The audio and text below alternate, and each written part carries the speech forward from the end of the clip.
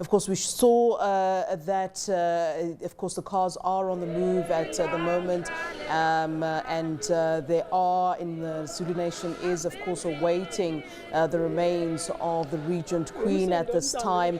It's really just a countdown at this time in terms of when that arrival will be. What can you tell us, Simpiwe, about what's happening there around you at this time in preparation for receiving her body at Nongoma and the receiving of that convoy that will be arriving, we suppose, quite shortly?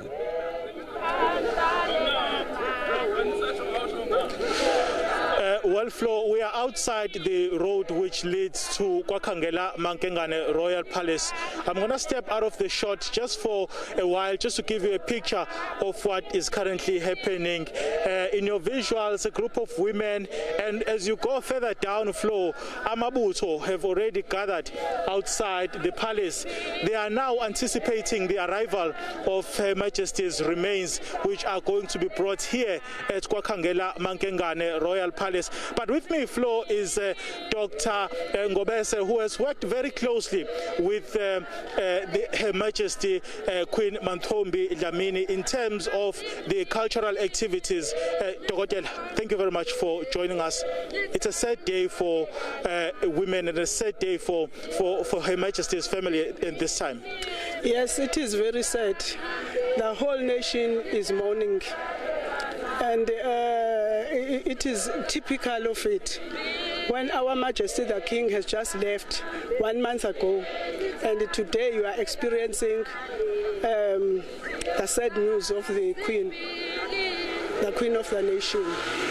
And I must say it, Zulu Kingdom is having a very critical and deep history in terms of wars of resistance of this country. And I don't know what is befalling us now, but other things are conducted to the highest. And we as Zulu people, I think something must be done. Prayers in the mountains to culminate and to ask Umvelinqangi to reprimand us. Maybe we are sinners, of course, each and every one of us. So this is umshophi. Doc, just in terms of her role in involving herself in cultural activities and also encouraging women in particular to, do a lot of things which may actually uplift their situations, economically speaking.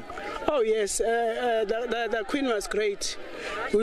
People will remember that she was having Isi Vivan, where all the women of the province come together, and they were taught, and there was these wreaths that they carried to the palace. Secondly, she was a champion, like all the queens. They are champions in different districts of KwaZulu-Natal. And at the Reed Dance Festival, they played a crucial role, and she is one of them. So, I mean, we feel very sad. And the most spectacular, this queen was a smiling queen. She was loving, very passionate about the whole nation of KwaZulu. Just in terms of the respect that she is being given, I see AmaZulu are here, and you representing a group of women are also here.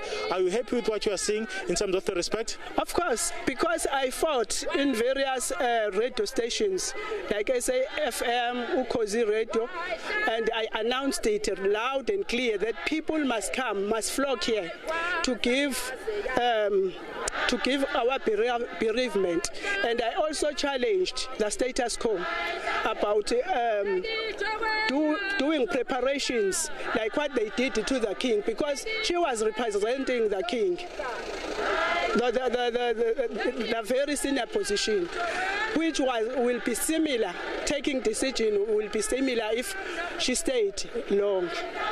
So I challenge that, and I'm happy that there are maidens, there are these women behind us, there are warriors, and there are many people, in fact, So I feel very happy today because what I mentioned earlier in the various news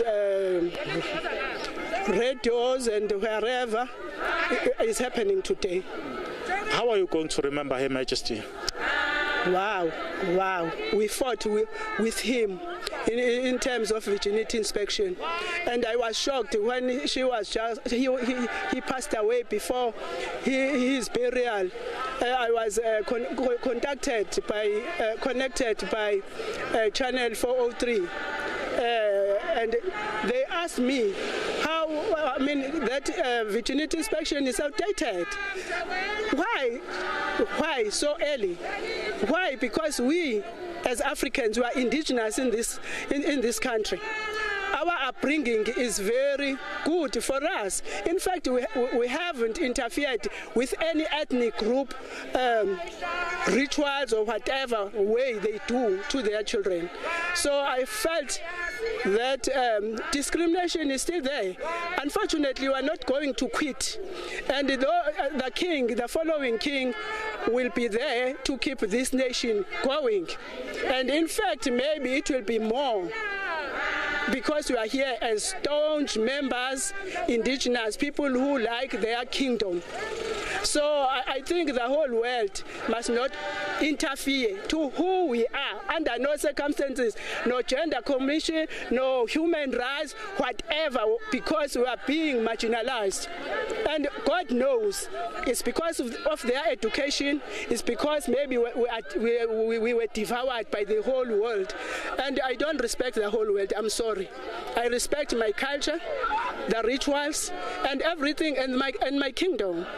So I'm standing here very tough. We don't fear anyone in this world, especially people who interfere with us in our own rituals, our teachings. Because when we talk about puberty is still here today. So there are teachings along this puberty. So how can you discard? For whom? And we are sick and tired of explaining ourselves to the whole world. This is our world. Doc, thank you very much for your time.